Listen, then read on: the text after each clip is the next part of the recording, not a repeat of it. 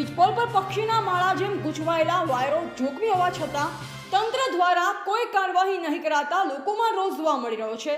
સરકારી જાહેરનામું હોવા છતાં પણ કાર્યવાહી કેમ નહીં તેવા પ્રશ્ન છે। રાધનપુરમાં વીજપોલ પર જોખમી વાયરો જોવા મળી રહ્યા છે। આમ તો સરકારશ્રીનું જાહેરનામું છે કે જે વીજપોલ પરથી વીજ પસાર થતી હોય તે પોલ પર અન્ય વાયરો નાખવા પર પ્રતિબંધ છે, જે જાહેરનામું જોવાથી કેટલીક જગ્યાએ કાર્યવાહીઓ પણ થઈ ચૂકી છે, પરંતુ આ જાહેરનામું રાધનપુર ઇલેક્ટ્રોસ્ટેટિક પોલ પર લાગુ ન પડતા હોય તેવા દ્રશ્યો રાધનપુરના જોવા મળી રહ્યા છે। રાધનપુર શહેરમાં કેટલાક વીજપોલ નીચો તરફ જાણે પક્ષીએ માળો કર્યો હોય તેવા દ્રશ્ય નિહાળવા મળી રહ્યા છે। આ દ્રશ્ય એટલા માટે જોવા મળી રહ્યા છે કે જીટીપીએલ કંપની દ્વારા ટીવી ચેનલના કેબલોના માલિકો દ્વારા વાયરો બાંધી વીજપોલને પક્ષીનો માળો બનાવી દીધાના દ્રશ્ય જોવા મળી રહ્યા છે।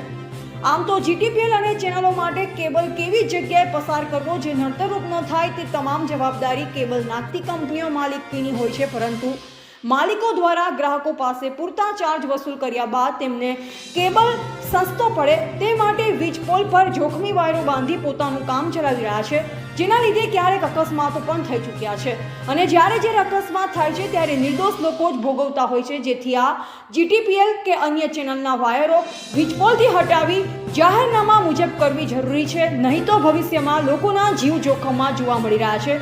ત્યારે આવા કેબલો હટાવવા લોકમાંગ ઉઠી છે। Ashok Prajapati, AGP news, India. Radhanpur નગરની અંદર મેન બજારથી માંડી અને ઘણી બધી સોસાયટીઓની અંદર વીજ પોલ ઉપર ડીશ ટીવી વાયર ખેંચવામાં આવેલ છે, તેમજ ઇન્ટરનેટના વાયર પણ ખેંચવામાં આવેલ છે।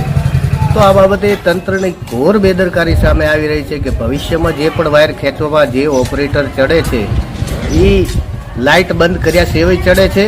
તો આ બાબતે કાંઈ પણ થશે તો તેનું જવાબદાર તંત્ર રહેશે કે ડીશ વાયરના માલિકશ્રી રહેશે કે જીટીપીએલના માલિકશ્રી રહેશે। તો આ બાબતે યુજીવીસીએલ અને રાધનપુર મામદાર સાહેબશ્રી તેમજ એસડીએમ સાહેબશ્રીએ સાથે મળી અને આવા વાયર જે ખેંચેલા છે તેના સામે લાલ આંખ કરવી જોઈએ એવી લોક માંગ ઉઠી છે। મારું નામ દવે અલ્પેશ કુમાર હરીશભાઈ, રાધનપુર વિનગર સોસાયટી।